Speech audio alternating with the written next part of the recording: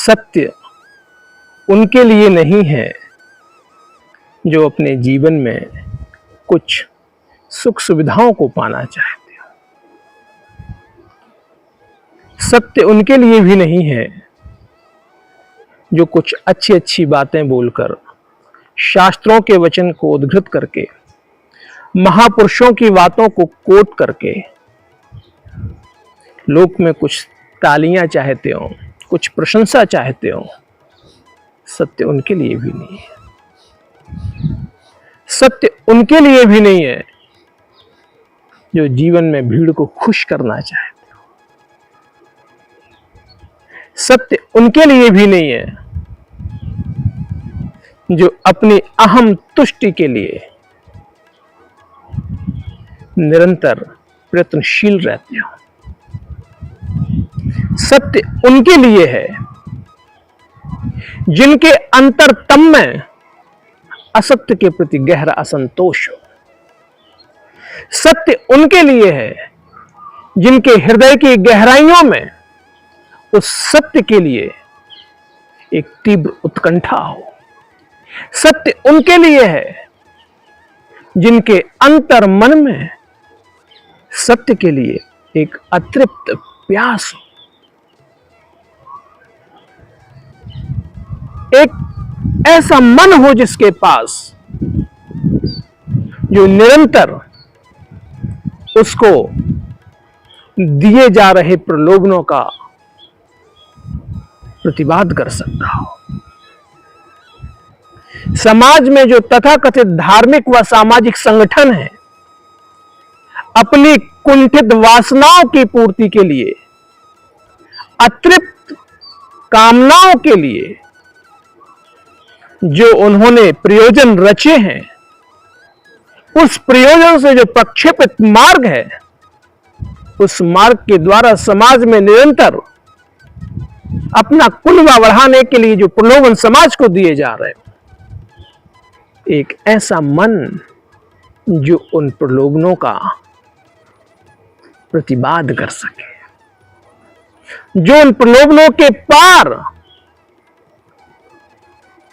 संघर्ष करने के लिए तत्पर हो। सत्य उनके लिए एक ऐसा मन जिस व्यक्ति के पास हो जो निरंतर संसार में जो भ्रम, जो प्रलोभन उसको दिए जा रहे हैं, जो संशय उत्पन्न किए जा रहे हैं, उसके पीछे के रहस्य को जो व्यक्ति समझने के लिए तत्पर हो। सत्य उसके लिए है। सत्य उसके लिए है जो ये दृश्य जगत दिख रहा है, ये जो प्रपंच दिख रहा है, चाहे व्यापक संदर्भों में ये जगत हो, इस जगत के पीछे जो जगत पिता है, जो दृश्य के पीछे जो अदृश्य संचालक है, इस व्यवस्था के पीछे जो व्यवस्थापक है, उसकी तरफ जिसकी जिज्ञासा जाती हो, सत्य उसके लिए है।